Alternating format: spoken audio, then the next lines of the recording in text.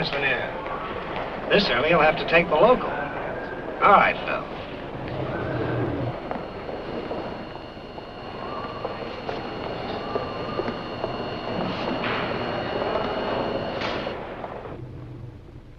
What are you floor executive, Miss Lanier? Thank you, Phil.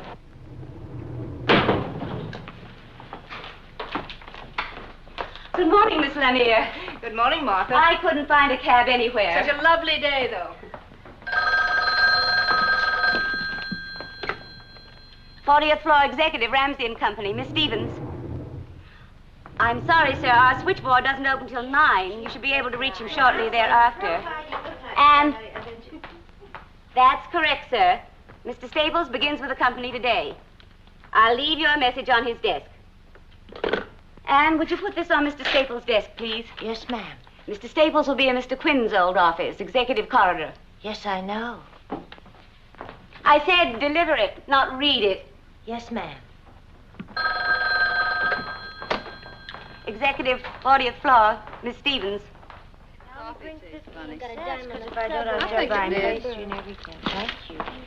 Morning. Hi. Oh, good morning, madam. I wonder if Marge is going to go to work next door. Oh, no. Well, I'm glad I don't. Not there. Maybe. Well, they really fixed up a new exec's office for him, didn't they? Very nice. A new man. Right next door to your boss. And awfully close to Mr. Ramsey. So happens it's a new man. What's his name? Staples? Mm-hmm. Will be working with Mr. Briggs. That's why they have adjoining offices. Marjorie, baby, you're awfully defensive. I guess that's because you're worried about your Mr. Briggs. Run along, will you? May I have some more cream, please?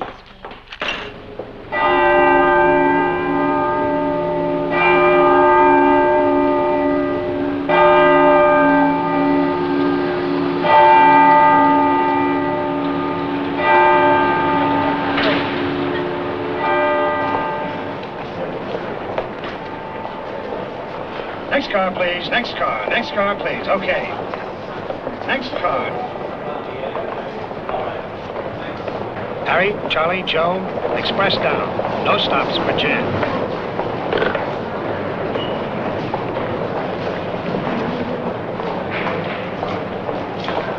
Next car.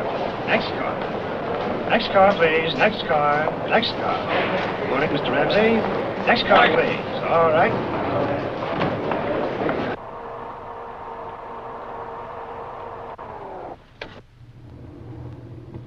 Thank you, Lenny. Yes, sir. Miss Lanier, Miss Stevens. He's here. Thank you, Martha.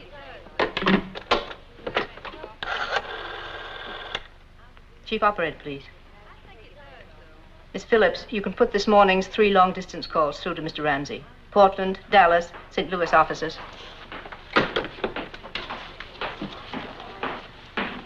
Good morning, Mr. Ramsey. Morning, Miss Lanier. Any messages? You have calls placed for our Portland, Dallas, and St. Louis offices. Nothing else important, sir. Martin Toolin died. You said you'd wire him. Yes, you'll find a copy in my briefcase. You're right, as usual. Nothing important. I have the Portland report in my briefcase. I want it teletyped this morning to Seattle. Have someone there drive over to Portland and get it to Johnson before lunch. Then run off 20 copies, confidential mimeographing, and have them ready in time for the board meeting. I want it on the agenda. Has Mr. Staples arrived yet? Not yet, sir. Delay that meeting until 10 this morning to give you time to get the report mimeoed and distributed. I want it read, and carefully. Get word underground to their secretaries that no one is to count on making any early luncheon appointments. And make a note. Staples is to sit 1 down from Vandeventer on my left. Yes, sir. Let me know as soon as Mr. Staples arrives. Yes, Mr. Ramsey.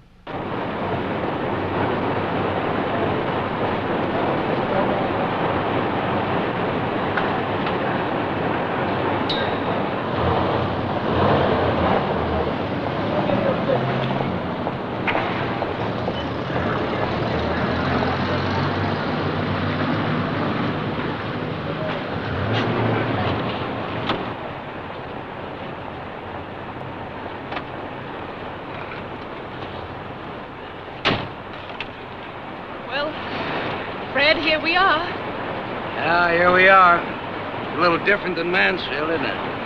Now I know what a mother feels like when a child goes to school for the first time. Oh, goodbye, Mother. Looks big, doesn't it? Oh, give me a chance, honey. Maybe I can cut it down to my size. Well, I'm a little late. Shall I call you when I... No. You, go on home after you finish shopping. And find a garage somewhere around Midtown to park the car. I'll phone you on what train I'll be on, huh? Bye-bye. Goodbye, darling!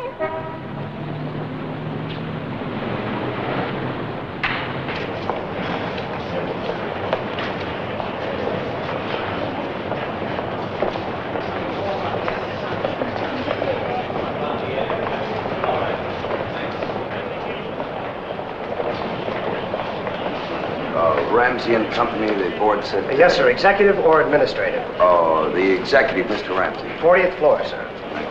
Morning. Morning. Oh, you want the tower, sir. The tower elevator, sir? It'll be down in a minute. Oh, I'm sorry, thank you. My pleasure, sir. Good morning. Good morning, Ed. Good morning. Good morning. Good morning. Morning, Jamie. Good morning, Bill. Morning, Marge. How was the weekend? Fine. Your letters are on your desk, and the coffee cart will be here in a minute. I can use some coffee. Didn't you get any rest at all? Couldn't even take my kid to the doubleheader. Oh, what a shame. That planning report's going to be a real job, Marge. This will be a big week for you, too, with that thing. I believe we'll try a rough first draft. Long? No longer than the telephone directory. Phew.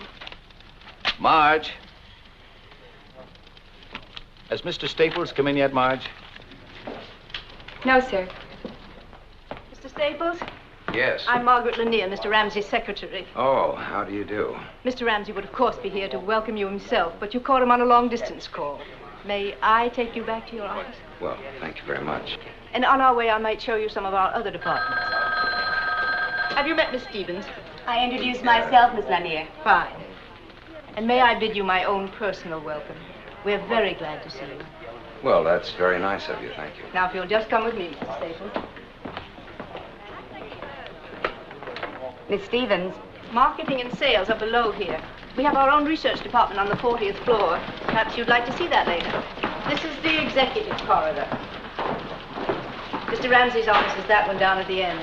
Then Mr. Jameson, head of purchasing. Mr. Briggs, you'll be working closely with Mr. Briggs. Mr. Vanderventer, chief engineer.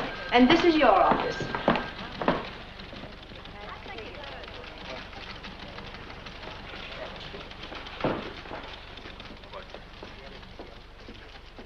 Isn't it nice? I hope you like it. Mr. Ramsey was told by someone in your old office that you were especially fond of this period. Wasn't your office in Mansfield furnished in early American? My furniture consisted of 2 filing cabinets and a surplus metal desk off of a destroyer escort. No, it's really very attractive. Very. I appreciate it very much indeed. Excuse me, Miss Lanier. Anne said you wanted to see me. Oh, yes, Marge. Mr. Staples, this is Miss Fleming. How do you do? How do you do? Marge, will you see that Mr. Staples has everything he needs in the way of office equipment? It was arranged for this morning at Mr. Briggs' suggestion. Oh, fine.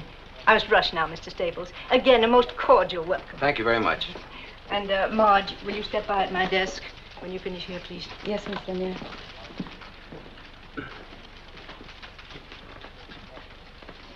I think I better explain the phone system, Mrs. Staples. There are 4 lines. 1 is your private line, direct to outside. 2 is for conference calls. 3 is for inter-office. And 4, this button is for your secretary. Oh, I'm sorry. May I? Oh, yes, thank you. Yes, I think I have that. Let's see. Outside, inter-office, conference. Yes, that's fine. Thank heavens, this isn't early American. Busy? No, not at all. Oh, you must be... Bill Briggs, your next-door neighbor. Yes, of course. Well, I'm certainly glad to meet you, sir. I think Mr. Ramsey told me you'd been sick, didn't he? Oh, did he? Actually, it's just a Just a pesky stomach that's been acting up on me. You just in from Mansfield? Yes, they took a house for... sit down, Mr. Briggs. Settled already? Good. I'm not trying to set myself up as a real New Yorker. Altoona, Pennsylvania, that's where I came from. My first trip home, I was wearing spats. I remember my father not being able to get over it. He says, Bill, he says, you went to New York to see the sights, and instead you become one of them. Well, we just got here Friday afternoon, so this morning Nancy insisted, my wife, she insisted on driving me to work the first morning. Well, you know the way women are. You know, you come out of a small town plant, you feel a little lost in a place like this. Well, as I was saying, you know, we walked into our house Friday afternoon. We'd never laid eyes on the place before, you know. And there it was, furnished like a magazine. Milk in the icebox, bourbon on the shelf, and... I don't know, you gotta hand it to them the way they do things around here. Yes, Miss Lanier handles all that, does a fine job. That feeling that I got driving into town this morning. Well, I got to admit, it's just a little overwhelming. Yes, and it's a pretty wonderful thing to be as young as you are and see it all spread out in front of you like a Christmas tree. You know, you think of big business, you always think of it as being very impersonal, you know? But, it's certainly not true with your Mr. Ramsey. I know what you mean. How much time did you put in Mansfield? Almost 6 years. You must have blown a bugle in Ramsey's ear out in Ohio. He brought you here in a hurry. Well, actually, I wasn't at all sure I wanted to come to New York, but, this Ramsey is a pretty dynamic man. Yes, I know. You see, you've been with the firm some time now, haven't you? Oh, maybe 40 years or so. I seem to recall Mr. Ramsey's talking about you as a production man. You're an engineer, aren't you?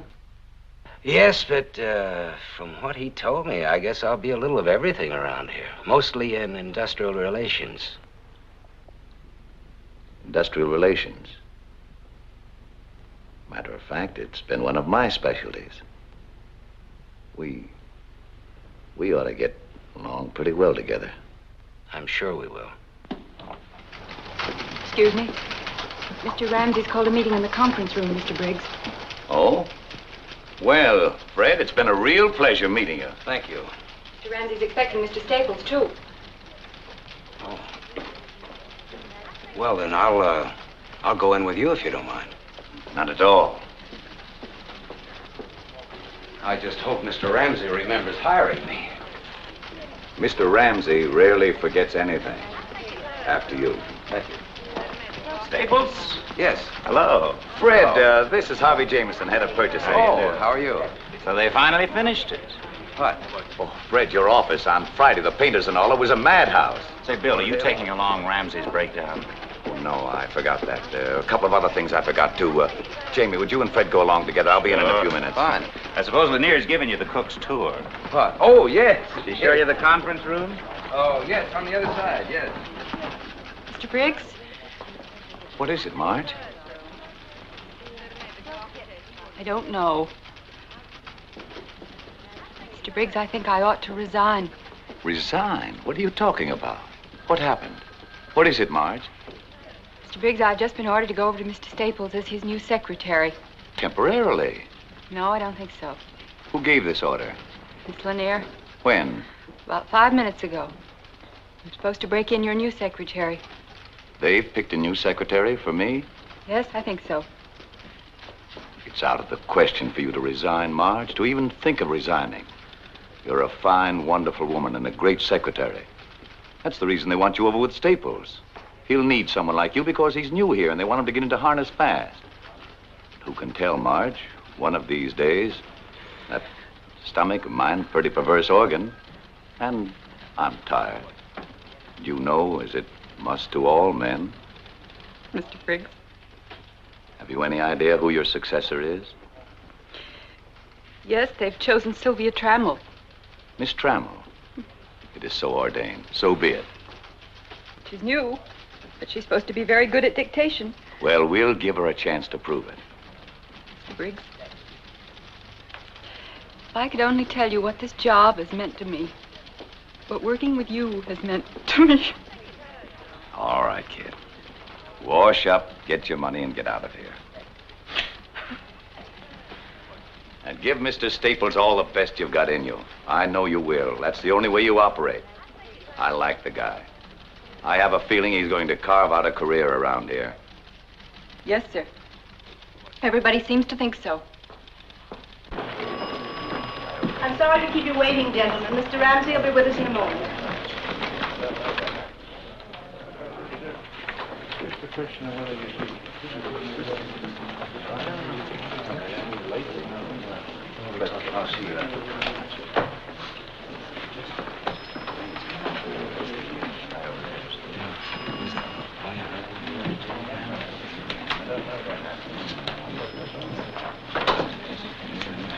Been away, have you?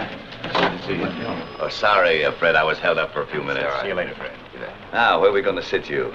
Oh, here's an empty chair. I guess you can sit right here. Mr. Staples, will you sit over there, please? Right next to Mr. Van Deventer. One down for Mr. Ramsey, please. Welcome back, Bill. Feeling better? Much, thank you. A little stomach. Good. I'm glad it's cleared up. John, don't forget that contract. Can you get it through tomorrow? I think so. I have it. I stand over your First, gentlemen, I'd like you to look over the mimeoed sheet on top. Haverford Mutual had some doctors look into the matter of executive diets. Their findings showed incredible deficiencies. They've gotten up some food tables. I've had them mimeoed. I'd like you to look them over. As you know, it's been my feeling that a healthy executive is an efficient one. I think it not amiss now to introduce the newest member of our team, Mr. Fred Staples. He's from Mansfield, Ohio. As you all know, he was general manager of Queen City Tool and Die until we took it over. His record there was a brilliant one. He's a production engineer by training, an industrial relations man by instinct. I expect good things from him.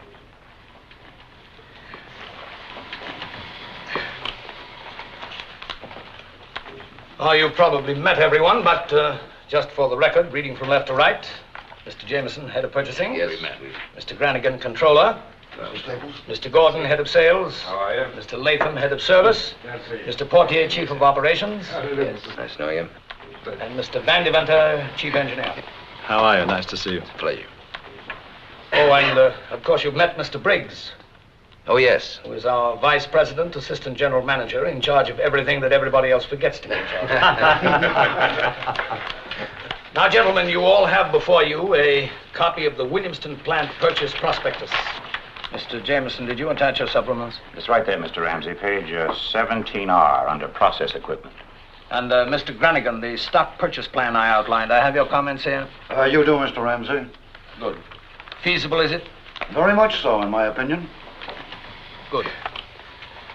Well, that about winds it up, unless there are any further points to be made. I do think, Mr. Ramsey, if we could keep the transaction under wraps for a bit, at least during the preliminaries. You know what'll happen to the stock quotations if it leaks out that we've agreed to purchase. I've arranged it this way. The stock quotation as of yesterday morning... You seem to be straining at the leash, Mr. Briggs, or am I mistaken? You mentioned here that probable time of purchase would be sometime in June. Are the plants to be in receivership until then? That seems to be what it says. That means 6 months with improper maintenance of equipment. Oh, I doubt it, Bill. I've had two of my best men out there for the last 6 weeks. Oh, we had a varying voltage problem, but that was taken care of. You know, maintenance-wise, I doubt if there'll be $1,000 worth of deterioration. How about goodwill? What about it? The plant employs 900 men. That's half the working force of the village. So? So what do we do with these men? Cover them with cosmoline and put them away in a drawer until we get ready to resume production? I thought your concern was for the plant. And what good is the plant without the men? You chop a village payroll in half for 6 months and you might not have a plant because you might not have a village. Mr. Briggs, if we may be permitted to disregard for the moment the considerations that you have brought up, what about the rest of the plan? I'd say it was adequate. Adequate? That, gentlemen, is the kiss of death, believe me. I've known Mr. Briggs for a long time. When he says something is adequate, what he means is that it is entirely inadequate. I must admit to feeling a concern over some 900 men suddenly deprived of a livelihood. Mr. Briggs, if you would do me the goodness to look at what I consider to be a fairly elementary business principle. By putting 900 men out of work temporarily, we may ultimately employ twice that number in the same town. By cutting production costs as a result, we will then be able to compete more favorably in the market. Thus, we'll be able to sell more goods. We're not going to ruin that town, we're going to make it. I should think, Mr. Briggs, that after 30 years, you'd be able to think beyond the tongue-clucking stage and come up with something resembling an analytical point of view. I was under the impression I'd given you a point of view. I saw none. I perceived what amounts to a rather emotional little tidbit that was decidedly more charitable than cooperative, and by no means thought through. I asked, I believe, for an objective view of a business venture. From you I got, and I seem constantly to be getting, a very negative response, if any at all. Adequate, I believe you said. Well, Mr. Briggs, this little move will save us conservatively $500,000, which we'll be able to put back into the business. I must say you take a liberal view of adequacy. I didn't intend to make a central issue out of this, but I did feel it important enough to air in this meeting. Well, you have aired it in this meeting. I think it's a good thing you did. But I think, Bill, we're pretty much of one mind about it now. And we may assume the matter is closed now.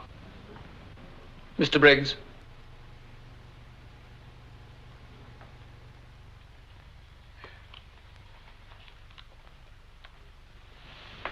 How about you, Mr. Staples?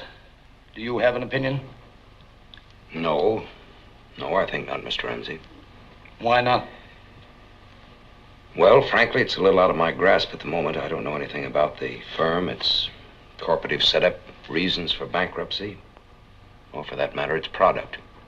I'm afraid I'll have to pass. Good answer.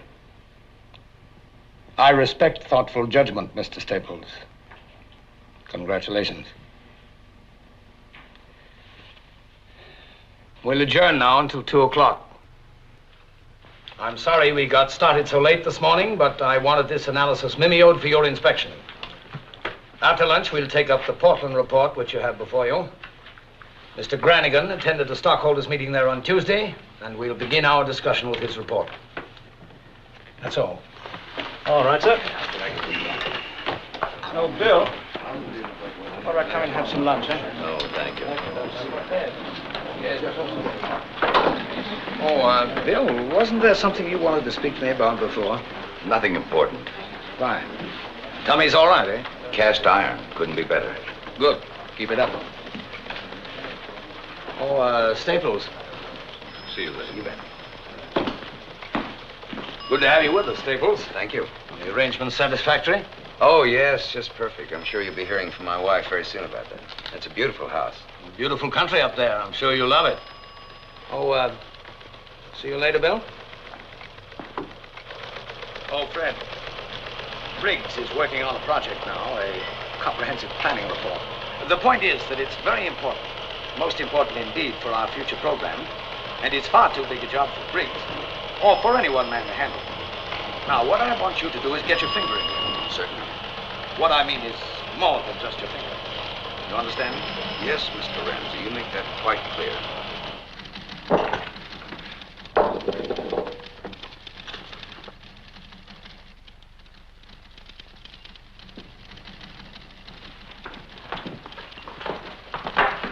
Oh, could I see you a minute, Miss Fleming?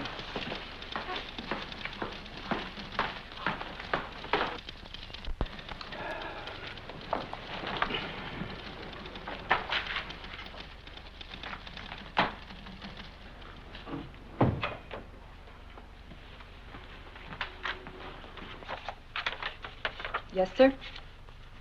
Oh, I wonder if you could check for me, please, as to who's to be my secretary. I need some notes typed up. I'm to be your secretary, Mr. Staples. But I thought Mr. Briggs. It was arranged for, just before the meeting, Mr. Staples. I take it you'd rather remain with Mr. Briggs. I was Mr. Briggs' secretary for 7 years, Mr. Staples. Well, in that case, I see no reason why I shouldn't be able to get someone else. It was Mr. Ramsey's idea. Do you want to give me those notes now? No, Why don't you have your lunch first, Miss Fleming? We'll take care of these when you come back.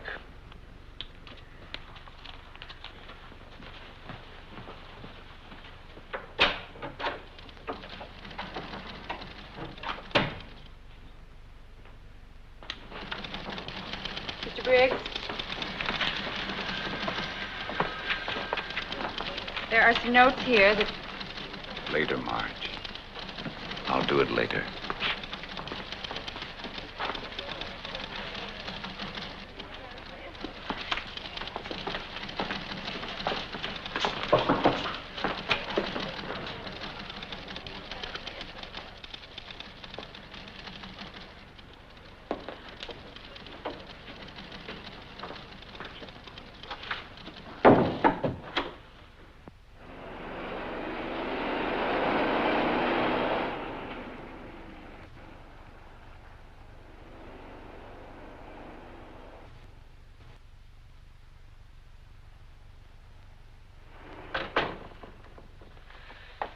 Darling, you didn't say anything about my new hairdo. Do you like it?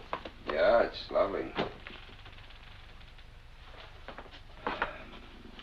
Wish you could see the new dresses I bought. They're just beautiful. Where are they? Oh, they're still at the store having little things done to them. Oh, come on in the kitchen. I'll fix you a drink. Not the kitchen. The library.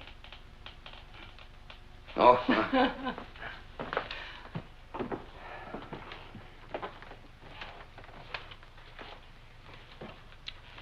I hoped they'd have the dresses ready and have them sent over to your office this afternoon. I spoke to your secretary about it when I called. It's funny she didn't mention it. They didn't get the job done in time. She had a nice voice. What's she like? Who? Your secretary. Oh, what you might expect. You know. What's her name? Now, to tell you the truth, I didn't get her name. Only her dimensions. All right. No, her name is Fleming. It so happens you don't have a thing in the world to worry about. She doesn't like me worth a bit. Why? Well, I guess she prefers working for a former boss. Well, then why doesn't she? I don't know, some kind of strategy at the top, I guess. That sounds funny. Yeah. Her ex-boss happens to be only one of the vice presidents. My superior, and a very nice guy to boot. Could that perhaps be a good sign? Well, you figured out. Left me a little up in the air. You know, Nancy, running a plant in Ohio is beginning to take on all the aspects of a nice, simple, uncomplicated gravy train. What happened today? Oh, nothing really. Just an impression, I guess. Sort of queer undercurrents and tensions and... Good luck.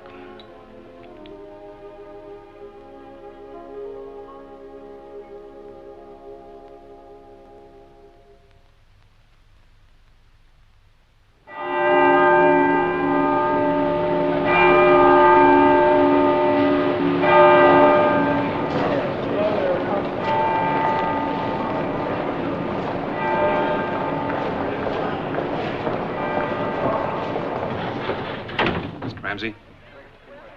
Good morning, Mr. Ramsey. Stevens? Fine, thanks, Jerry. Let me see that breakdown again. Oh, sure. Miss Fleming, would you step in for a minute, please? Yes, Mr. Stapleton. No, that's not the one. Oh, sorry. Let me see this. That's yours. Yeah. Now, this is the only one that I have cross-indexed for division, so don't let him keep it. I want Billy to take my letter from Henry Jacobson with him. Oh, yes. Now, look, Billy. Henry is a nice, sincere guy, you know? Made out of Bessemer steel. He hasn't been off of his duff since he learned how to walk. He started out stoking coke furnaces when he was 14, Was mill foreman when he was 20, and then he ended up buying the whole plant for his own 40th birthday present. So, you know what I mean. Watch out. I sure will. Give him that report, and then remember what he says. Make stenographic notes when you can, and when you can't, put it all down on paper as soon as you get out of the office. No approximations. Make it as... Yes, Fred, I know you have to go. go. I want to know what they're thinking. I want to know how they feel about every paragraph of that thing. And I just hope they'll open up more to you than they did to me. I'll be down there sometime next week for their decision. Okay. Mention that to him, will you? Yes, I will. Hello? Hold it, please, just a second. Have a nice trip, Billy. And be sure and call me Sunday night. Yeah, I will. Thank you very much. Thank you. Hello. Yes, put him on. Don't go away, Miss Fleming, please. Hello? Judd. Look, I'm sorry. I meant to call you right back. It's about that Atlantic States Nitrate meeting set up for October the 3rd. I'd like a delay on that. Well, I want to walk in there sure of my ground, and October's not going to give me any ground at all. Yeah, could you do that? Well, that'll be a help. November 7th? Fine. Look, I'll see you in the dining room. Okay, good. Put that on my calendar, please. Now then, where'd you get those wires off? Yes, sir. Good. Right after lunch, I want you to set up a conference call with Ramsey, Jameson, myself, with Frank Daring in Denver. Got a minute, Fred? Sorry, Marge. This is urgent. It's about that NLRB vote in Portland. What about it? Ramsey's grumbling about it. He thinks it's premature. Premature? What's he talking about? He's had that plant running on wishful thinking for 19 months now. We've got a labor problem out there all primed to explode in our face. Now, look, Bill, you better walk in his office with a great big neon sign, strike, you know? Then tell him I've got a little estimate worked out that it'll cost us conservatively $4,000 a day if that plant goes out. Oof, you know how that'll hit him. Yeah, well, you go in there and dig up the ground, and I'll follow you with a bulldozer, and we'll plow him under. Oh, we've got 800 big lumberjacks out there, and if they go, that'll do it big, you know. This won't be any one-week picket. This thing could go on for a year with no strain at all. You walk in there, set the charge, and I'll be in to light the fuse, huh? Fine. I'll have to call you back.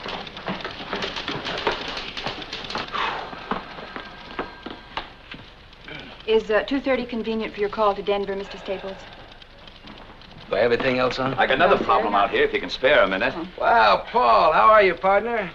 Mr. Staples, that gun. Oh, you got it. You like it? You try it out yet? Try it yet. 30 seconds from the time he read Winchester double barrel on the box, he was sighting it. Well, how about going out for a little skeet shooting on Sunday? Give it a try, huh? Wonderful. Can I, Dad?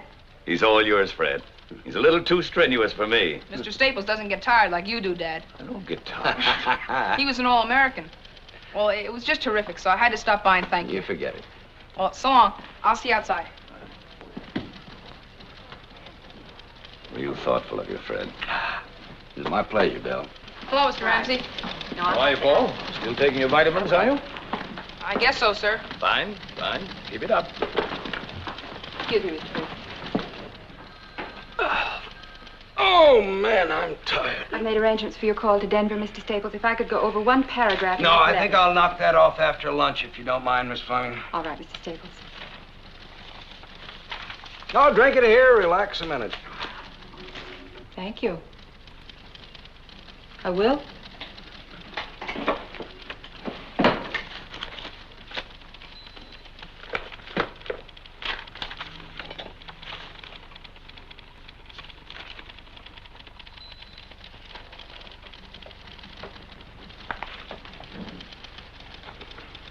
Would you like some of mine? Yes, thank you. As a matter of fact, I would. No, that's plenty, thank you.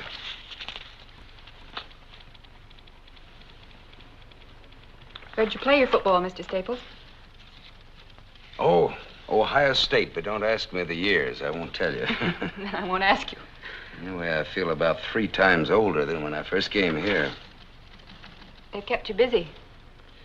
Yes, they sure have. You've done very well. You fitted in quickly. Thank you. You know, I think that's the first out-and-out friendly thing you've said to me. I think you resent me a little, don't you, Miss Fleming? I don't know why you should... Well, it's just a feeling that I've gotten from time to time. You work with a man for a long time, a fine man. You become part of him. You identify yourself with him. Then along comes the new man. I like Bill Briggs. I like him a lot. I have from the first. If I have done or said anything that could... No, of course not. Because I must say you've been very fair. But 7 years isn't a day. I owe a lot to Mr. Briggs. Mr. Briggs is the last of the original bunch around here, the people who really started this business. That's not easy to be the last of the original bunch. I know. He's not well. He has a bad heart. And an ulcer. I guess that's just about par for the executive course, isn't it? Well, I guess I've always been a field man. I haven't been an executive long enough to find that out for myself. But you're a good one. I think you're a very good executive. You admit mistakes. You don't pass the buck. You're a lot like Mr. Briggs that way. I take that as a very nice compliment. I mean it. Mr. Briggs's only trouble is that he could never be a yes man, not even to Mr. Ramsey himself. He always has to speak his mind. And Mr. Ramsey doesn't like his judgment questioned. You either go along or you get off. Bill Briggs never got off. No, he never did. But maybe he's about to be pushed.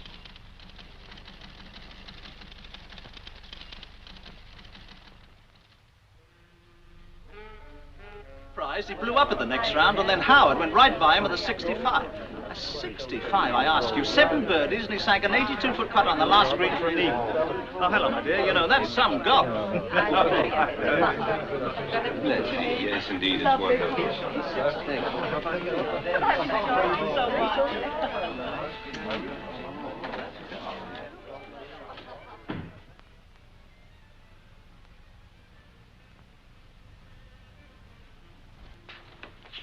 The coffee will be ready in just a little while. Fine. You know, my father's recipe for coffee was to mix salt and chocolate with the grounds. Cook them all up together. He'd never drink anything else. Sounds wonderful. They serve it at a small downtown restaurant I eat at occasionally. I must remember to mention it to Fred. You said he was a confirmed coffee drinker? Dedicated. Fine. He's quite a young man, this husband of yours. Have you had a chance to read much of the report? Of course, it isn't finished yet, Well, but... thank you for letting me see this much. Not according to Miss Post, I suppose, at a dinner party, but it makes me extremely proud of my judgment. So happy. He's been worried about it, and... Nancy. Will you excuse me?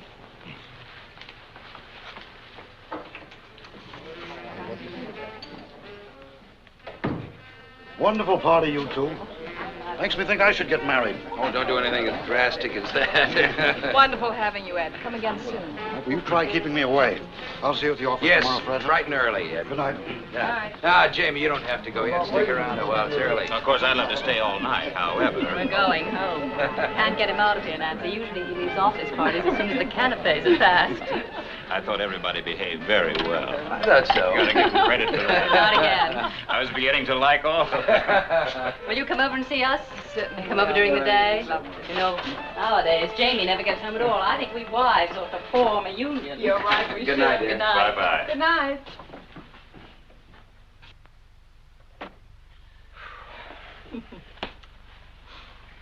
I wonder what happened to Bill Briggs tonight.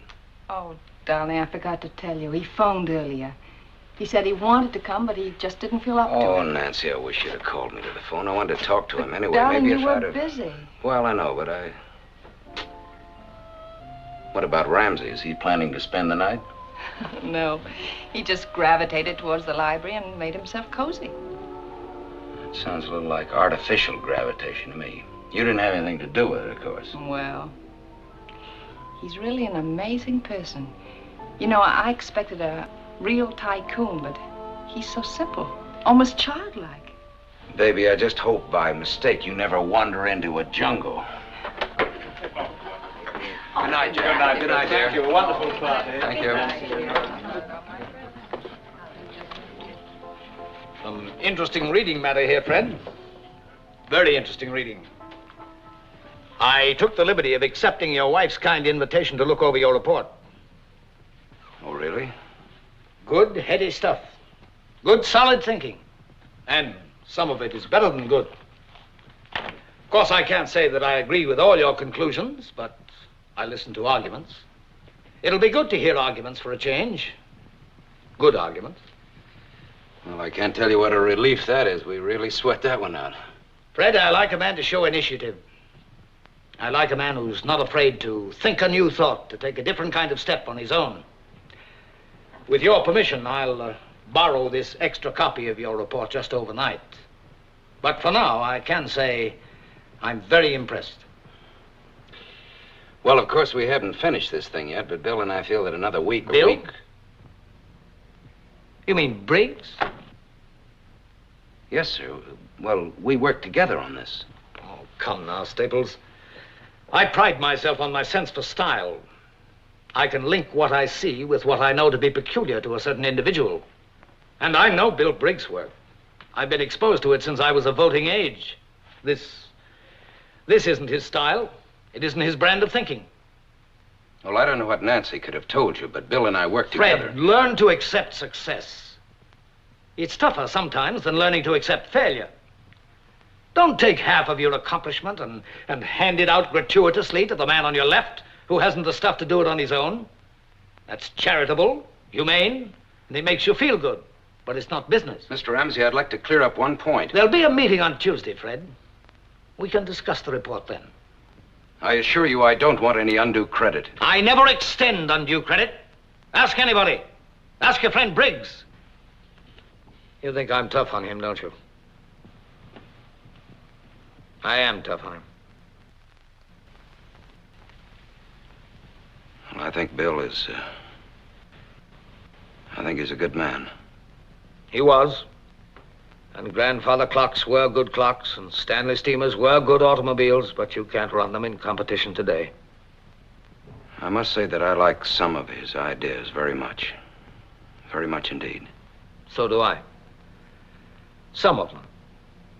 Not many. Still, a man with Bill's experience and... I don't know, I think he'd be very hard to replace. I'll see if that coffee's ready. Are you serious, Fred? Briggs would be hard to replace? Do you honestly think that? And why do you think I brought you on here from Mansfield on such short notice? Do you think that was a whim? Is that what you think? Fred, you're Briggs' replacement. I thought you understood that. I'm expecting his resignation. I don't like to prolong these things. They're unpleasant and personal no matter what tack you use.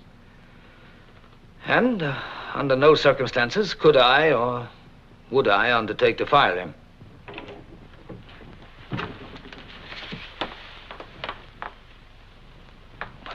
Coffee's in the living room. I thought perhaps you'd like to go in there. It's quiet. Look at the time. I really must go. It's been a wonderful evening. Sorry you have to leave so soon. I really must. My coat, I think, is in the bedroom. Oh, yes, of course. I'll get it for you.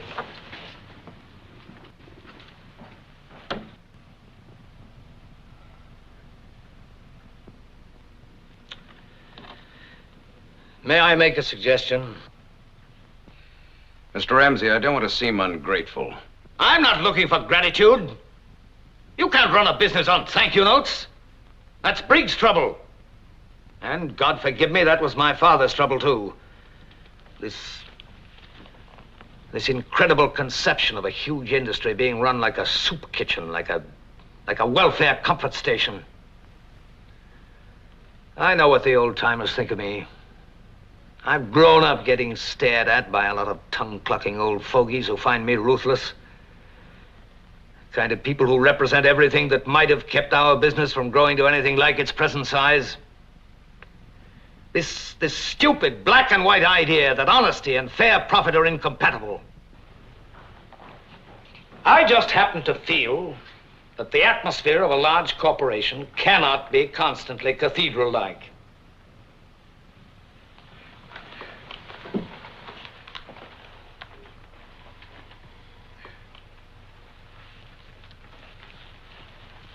Thank you, Mrs. Staples. And again, thanks for a wonderful evening.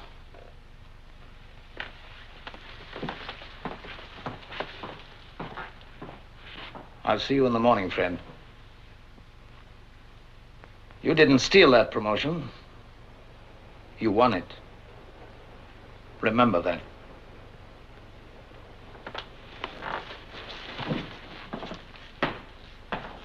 Good night, Mr. Ramsey. Hope you'll come soon again. Thank you, Nancy. I hope I'll be able to. Good night.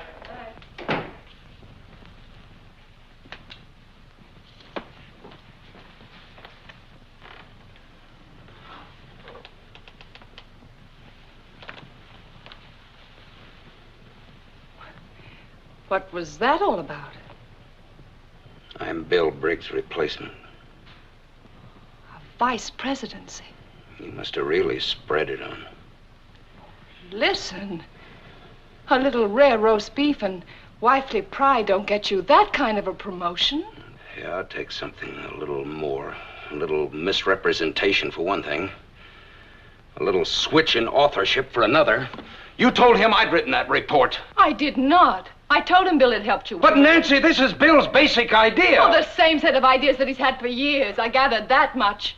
You gave it life, you made it work, you made it practical. Even so, Nancy, I don't want any part of it. Oh, Fred, I happen to know what you contributed to this. I also know that you can't stand winning if you have even a nodding acquaintance with a loser. I don't like stepping on another human being to get into a capital gains bracket. Ramsey's stalking that poor guy like an animal. He'll whip him to death if he has to make him resign. I didn't hear you tell Mr. Ramsey that he was mistaken. I didn't hear any clear-cut defense of Mr. Briggs. If you don't want to be successful, go and tell that to Nancy. Mr. Ramsey. He'll give you a Will you room, please? and you can check in at 7 o'clock every night, but don't Now, tell look, me. I don't want to argue about this. Neither do I. I just want you to answer me. Did you tell him that your wife was mistaken? Did you tell him that you were taking vows for something you did not do?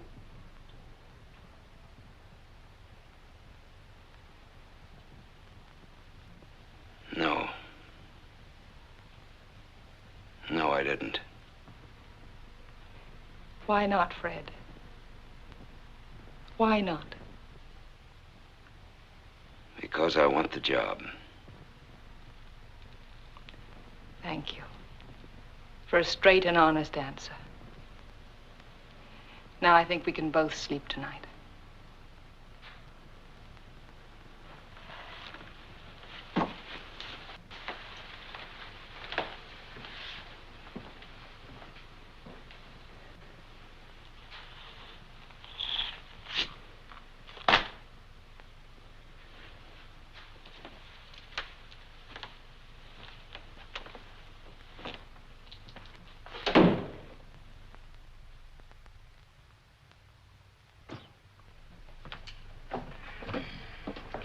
Hi.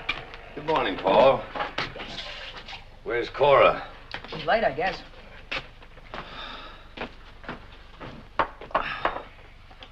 Aren't you going to be late for school? It's only 8:10. I've still got 6 minutes. You've got it figured out to a science, haven't you? I just got it figured to how far I have to go and how long it's going to take me. Well, if you found that out, you've found out a lot. Thanks for breakfast. You worked late again last night. Yeah, no rest for the weary. You haven't got it down to a science yet, have you, Dad? What? How far you have to go and how long it'll take you? What's the matter, Paul?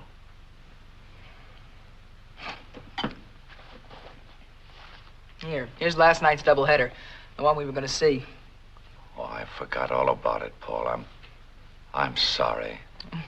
We didn't miss much. I watched it on television. Crummy doubleheader. The Braves took both of them. You're lucky. The Yanks are playing tonight, aren't they? Yeah, they play the Red Sox. Let's start all over again. You meet me at the office, we'll have dinner, and then we'll go to the game together. Sounds good. It's a date. You're on. So long, Dad. Have a good day, and, if you can't make it tonight, would you give me a call at school? I've raised the world's worst pessimist. At 8 o'clock in the morning, you're figuring out the worst possible thing that could happen at 6 o'clock tonight. Upstairs in my room, I've got a drawer full of tickets to ball games we've never seen because of that stuff. But, call me if you can't, Dad. It's important. I'll make it this time, son. Can't you have another glass of milk and maybe tell me about last night's doubleheader? I'd be late. Wish I could. So long, Dad. Take it easy. Sure.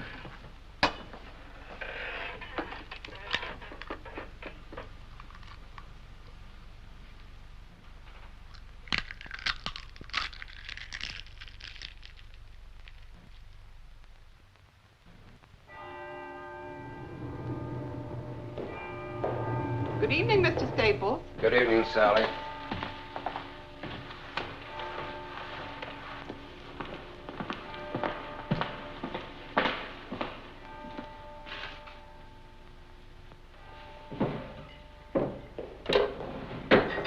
Paul?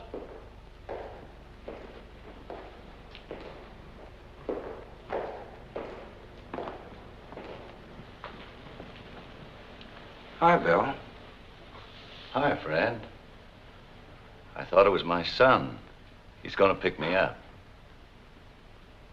Got time for a cigarette? Sure.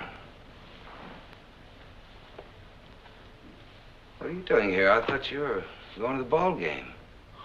I've had a miserable headache since dinner. So I sent Paul on to see the game alone. He's going to pick me up. How long you been here? A couple of hours, I guess. Can I get you an aspirin or something? Oh, no. It's much better now. Anyway, it gave me a chance to look over the supplements you did for the report. I think Ramsey's right, Fred.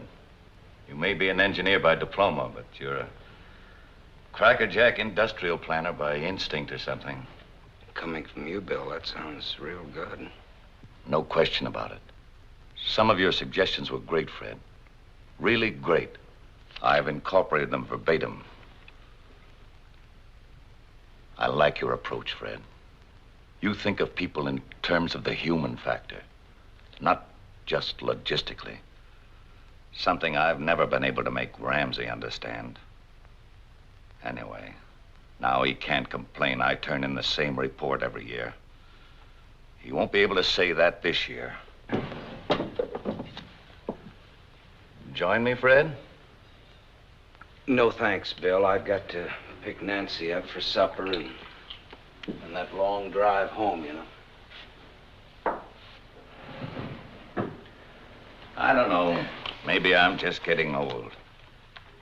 I used to be pretty tough. Still tough, I guess. But every now and then I get tired. Tired of arguments, tired of battling, tired of the whole bloody mess with all this fancy organization and super finagling. Oh, I know it's legal and modern and all that. It's what they call the trend, isn't it? In the old days, things were a lot simpler. Businesses grow, Bill. This business didn't grow. Not since old man Ramsey passed on. It's been added to. That's not growth. It's just plain acquisition, a business of stock transfers and bank loans, manipulated by hired shysters and their sharpshooting accountants, and organized and controlled by a barracuda like Walter Ramsey. You sure you won't have a snifter, Fred? I wish you would. No. Well, times change, Bill. You know that. But do they always change for the better? Old man Ramsey could walk down a production line and call every man by his first name, and get called by his first name in return. No, I know that feeling, believe me. He didn't need public relations experts. Honor was enough. Character. And he never sold a share of stock in his company either. Not till the Depression came along and he had to raise cash or go under. And do you know why? Because he would not lay off one single man. That's the kind of man Jim Ramsey was. Now I sit in that fancy conference room with Jim Ramsey's son. I sit there and I see all the old man's principles, all his beliefs, every single thing holy to him, jobbed off by this spindly little financial wizard, this Wall-eyed, ice-coated little rooster who knows more about debentures than he does about the human heart. Bill. I'm all right. Take it easy. I'm all right. You're beginning to work yourself up. All right. Sit down, friend. Sit down quietly and be a nice, sympathetic friend and associate. I'm wondering if you're as good a human being as you are an industrial relations man. He doesn't like you, does he? No. Bill, has it ever occurred to you to resign? Of course it has. 1,000 times. Why don't you? What? Resign. You can't take the chance of letting this man fire you. On our level, you don't get fired. You know that. After 30 years of productive work, they can't say to a man like me, all right, now get out. They just can't do that. So what do? They create a situation. A situation you can't work in and finally that you can't live in. Where there's tension, abuse, small humiliations. It all starts out on a scale so subtle, so microscopic, that at first you can't really believe it's happening at all. But gradually the thing begins to take shape. The pieces fit together, all the little bits, and it becomes unmistakable. They chip away at your pride, your security, till you begin to have doubts, and then fears. Ramsey. He wants me to resign. He wants me to get my cross so full that I'll be miserable enough to do just that. But you take it. Yes, I take it. Why? The bigger the job, the more desperately you try to hang on. Why? Why? Why do you take it? Why don't you quit? Quit? Yes, quit. Get out of it. Chuck it. You'd have your pension, your peace of mind. No.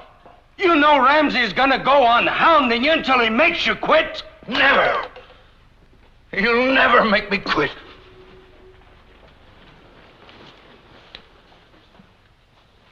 Bill, I wish I could understand why you go on taking it. Because I'm weak, I guess. Because I'm 62 years old and I don't think I could get another job. How's that strike you? How do you think? Once in a while, I have a dream. I dream I'm sitting in that conference room and he starts working me over. I'm just smiling, see? Perfectly calm, and I'm taking it. I don't show the slightest resentment. And then without any change of expression, I get up out of my chair and I walk over to him. And I say, Ramsey. Bill. Ramsey! Bill! Ramsey, I say! And then I smash him! Bill! And then I smash him again! Bill, get a hold of yourself! And I hit him again! What's and wrong with you? And I hold him up! Bill! Get up, Ramsey, I say! I'm not through yet! Bill!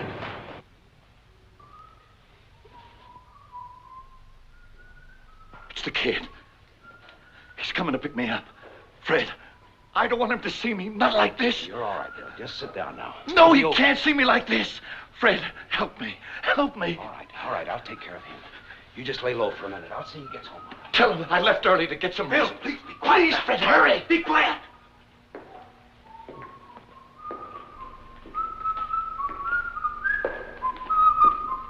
Oh, it's me, Paul. Oh, hi, Mr. Staples.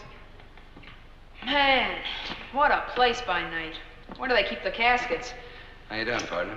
Dad said I should drop in and pick him up. Oh, well, he went on home. He needed a little rest. Oh, good. He's under orders not to work late. He can't seem to keep away lately. Always work, always worrying. No wonder he's number 2 man. Suppose I drop you off at Grand Central, Swell, thanks, Mr. Staples. Ever since I can remember, he's been married to this place. Mom used to say the same thing. They were great together, Mr. Staples. Mom and Dad, they used to yell and argue and carry on. He was a fighter. It was great growing up. I remember.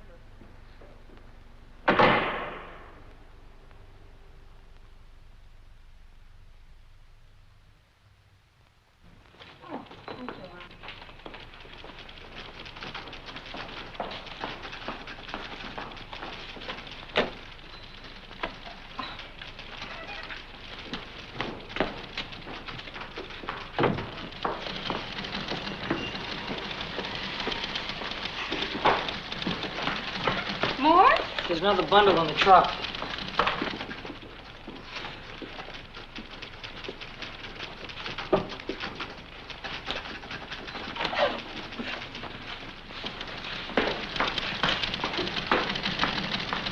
Mr. Staples, you left your hat in Mr. Briggs' office? Oh, Fred, I have the Stanley contracts made up if you'd like to take a look at them. Please.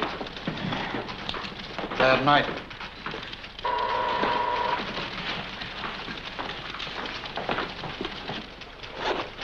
Yes, Mr. Staples? Now, this is the proposals report. Give that to Miss Lanier for confidential memoing. Tell her that Mr. Briggs has the only carbon. Is he in yet? No, sir. Mr. Staples? Yes. It's not signed. How would you like the names? In what order? First yours, or first Mr. Briggs? Oh, I don't care. It makes no difference to me. But in joint projects, Mr. Staples... I really don't think it's too important. Put Mr. Briggs' name first, if you like. Just give it to Miss Lanier right away. I'd like this thing printed by afternoon, if possible. That's all, Marge. Yes, Mr. Staples.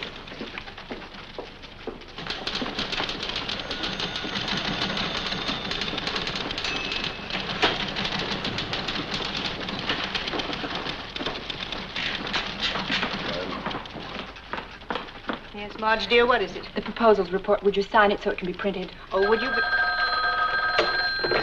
Just a moment, please. Marge, will you please take it into Mr. Ramsey? He asked to see it first.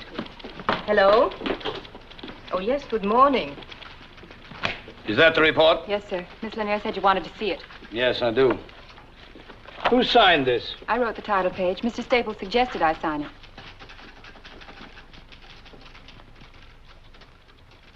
Print it. I'm sure that if Mr. Staples knew... Print it, Miss Fleming.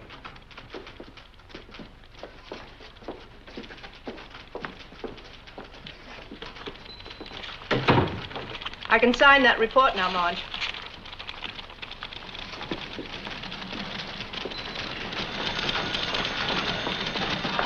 Now, we meet with Ramsey in 20 minutes. Under the conditions and in the time we got left, it's the best plan I can devise, and it's the only one ready, so you fellas have got to go along. There's nothing wrong with it. Marge, I can sign that report now. now. Hold us up for a while. You've got to alter Section B and review the... Thank you, Marge.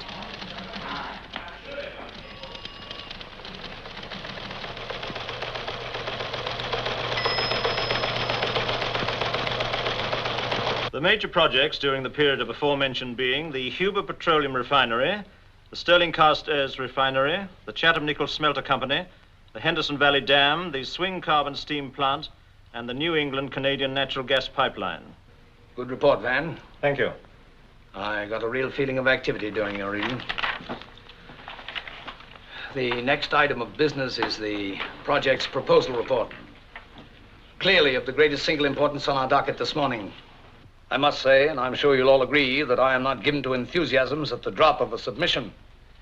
But of this, I feel impelled to say that it is unique in effort, in genius and thought. To Mr. Fred Staples of our organization goes my heartfelt thanks and congratulations. Besides being our newest member, he seems to be shaping up as among our most astute. This set of proposals is ingenious, comprehensive, and fresh. Congratulations.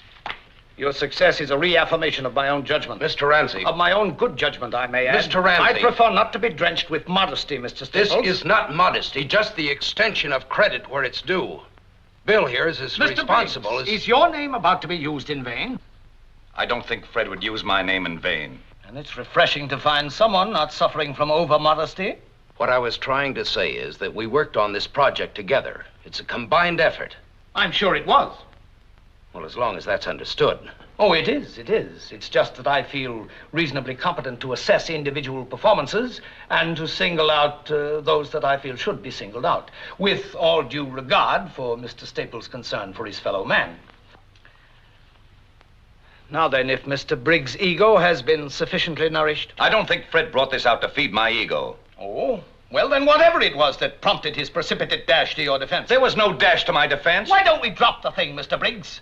I hate becoming entangled in absurd little personality conflicts. I'll put a star by your name on the front cover if that'll make you happy. My name is no longer on the front cover. Mr. Briggs. You're twisting the entire thing to make it appear as if I were grubbing for some sort of recognition. Mr. Briggs. I find it unfair, Mr. Ramsey. We have a full agenda. If you feel so bruised that you must persist in prolonging this discussion... Mr. Ramsey! Let me finish, Mr. Staples, if I may. We have only one purpose here, to work. We cannot hope to accomplish this if we must be continually subjected to these singularly unbecoming strains and tensions, these childish claims and counterclaims. Mr. Briggs, I ask you a simple question. Is it or is it not within my province to credit a man with a job well done? Of course it is. Then may we drop it now? Only if it's clearly understood that I don't submit to any of these calculated discolorations of a man's worth. As to a man's worth, Mr. Briggs, I think I've proven myself a competent judge. I ask you to recall that I built this business from a scratch pile of used lumber and a few machines into a giant. And I made few mistakes in doing it. Few mistakes in business and few mistakes in judging men. Well, you've made one this time. This report... I refuse to engage in a running fight because a supposedly responsible official of this company persists in wasting time haggling over credit. That is not fair. I was not haggling over credit. This is a joint report Don't that we presume worked to tell on. me what's true and what is not true. What am I, some kind of idiot that I can't recognize another man's thinking? Whatever your abilities in the past, Mr. Briggs, your work hasn't shown this stamp of originality and talent in 10 years. A man slips, clutches, he loses his grip, he tries to hang on by someone else's. You have no right to say that. Bill, will you please speak up? Do, by all means, Mr. Briggs. You think I'm mistaken, do you? Shall I go through 150 pages and point out to you line by line where another man has taken over for you? Has had to take over for you? And I can point out sections of this report that I never had to touch. Had to, Mr. Staples? Of course you can. Let me show them to you. I've seen them submitted year after year.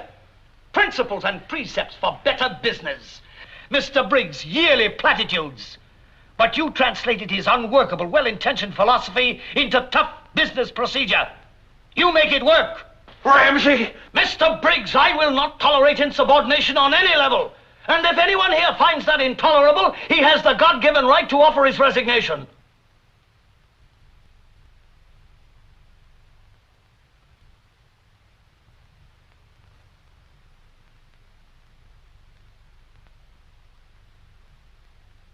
Bill. Please.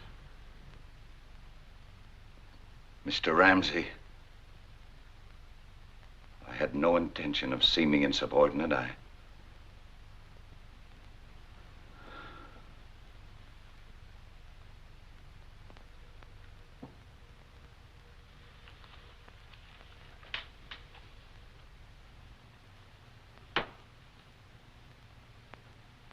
Meeting is adjourned.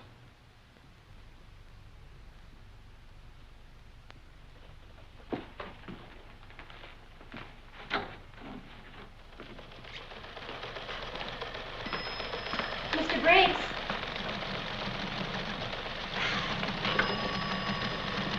Mr. Briggs.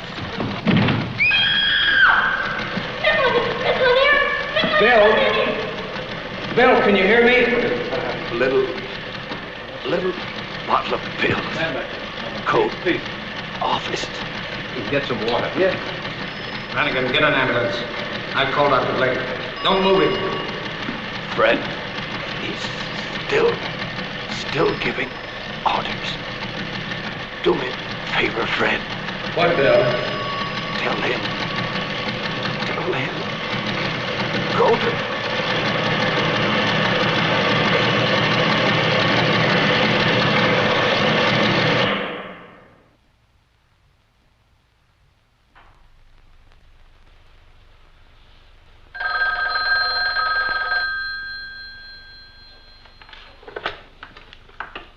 Hello?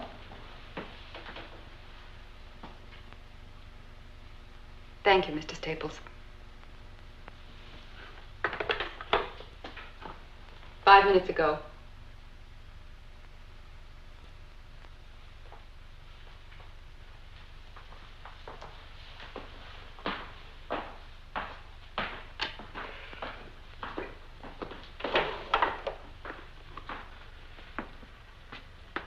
Just had word from the hospital. He died 5 minutes ago. Thank you, Mr. Brannigan.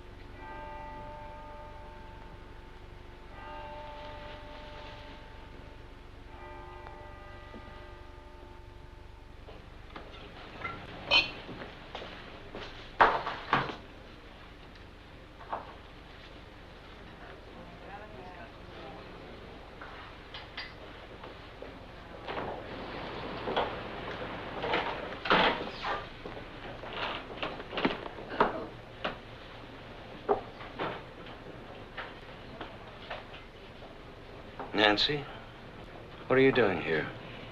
I called your office. Then there wasn't any train, so I drove here. How did you know where to find me? They told me at the hospital. Does Paul know? Yes, he's with Bill's sister. He's all right. Did you have something, miss? Have you had anything to eat? Have you eaten anything?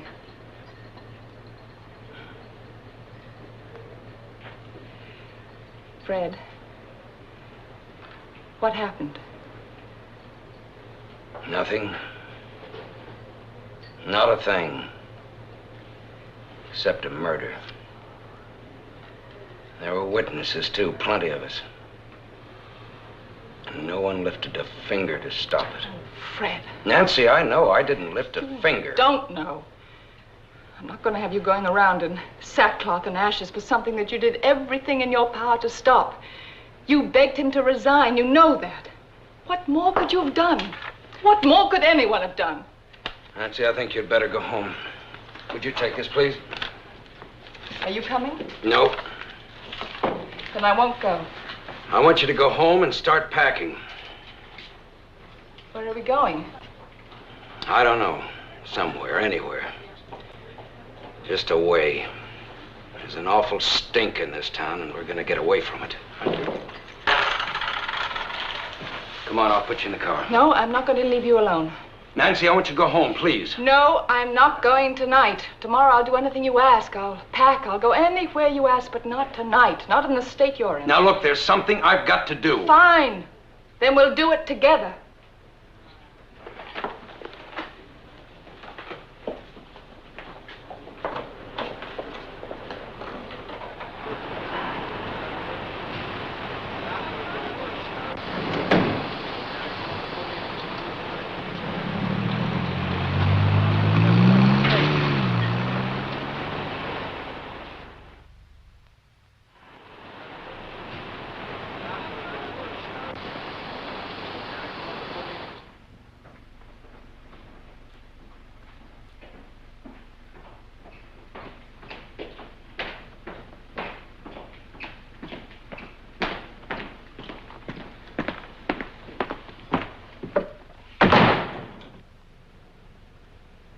Bill was supposed to go to Lansing tomorrow morning for a meeting with Phillips.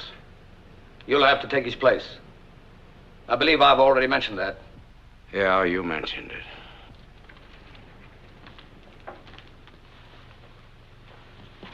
You leave on flight number 116, 832 from LaGuardia. Miss Lanier will meet you at the airport with your reservation and all the memoranda and correspondence pertaining to the negotiation. You'll have 3 uninterrupted hours in the air to familiarize yourself with all the details. I have no interest whatever in the Phillips matter. What was that?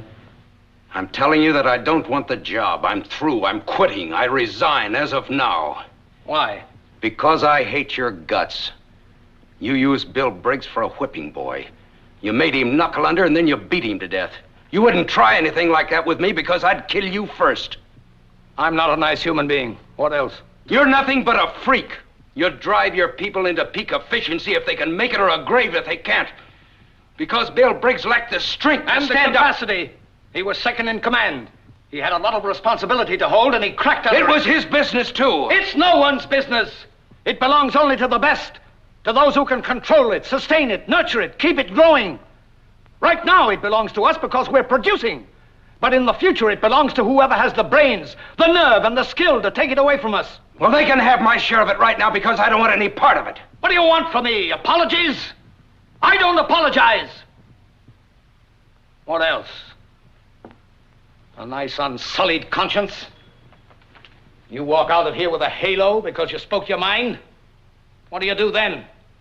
Go to work for some nickel and dime outfit run by nice people who won't challenge you and prod you and goad you and drive you to a height you never even dreamed of? A company where there's nothing to fight for because you're the best and there's no competition? Where everything is handed to you and nothing is worth fighting for? I want you to stay. I don't think you understand, Ramsey. I don't like you. I don't like anything about you. I didn't hire you to like me. All right, I'm not a nice person in your eyes. But whatever I am, you learn more, grow more, and do more here with me than anywhere else on earth. I want you to stay because I need help on my level. And you're the only one who's able to function there. Be a conscience for me if you want. Be anything you like. And if it's something I don't like, you'll know about it soon enough. I think you're strong enough to take it. And if not, I think you're strong enough to get out. Name your terms. All terms are negotiable. I don't think so. Not mine. All right. I just as soon not waste any time doing trading. As of now, your salary is doubled. Your stock option is doubled right down the line. Your expense account is whatever you make it. Add to that a new title, Vice President. I want a lot more than that. You're not going to take me on as just another vice president you can push around. You'll take me as someone who hates you down to the bare nerve. Nothing in the world will ever change that. I'll argue with you, contradict you, fight you in every way I know how. I'll do everything in my power to push you out and take your place myself. Go ahead and try. Mr. Staples, you have yourself a deal. Have it drawn up. No reservations now? Yes, one. Bill had one pitiful little dream that someday he'd walk in here and break your jaw. I reserve the right to have that wish for myself.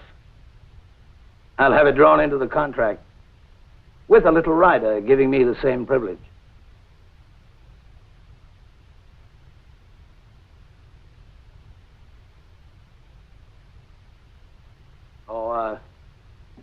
Staples, you'll be pleased to know that Bill Briggs' boy is being taken care of. Will that let you sleep better tonight?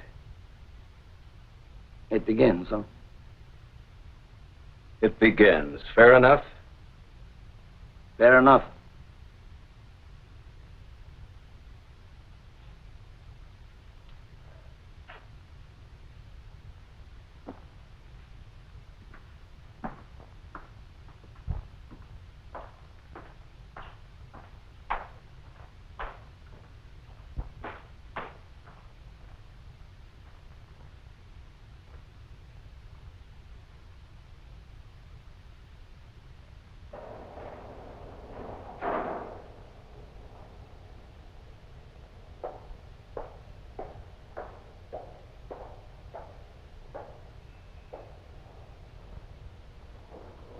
Do we pack? No. We stay. On whose terms? Mine. And his. Are you satisfied? Yes. Oh, Fred. You know, it's easy enough to chuck something you think is wrong, but I don't know, this way maybe there's a chance. I'm so happy. Well, we'll see. I've got to go to Lansing. Morning. When will you be back? Tomorrow night. I'll be late. Aren't you always?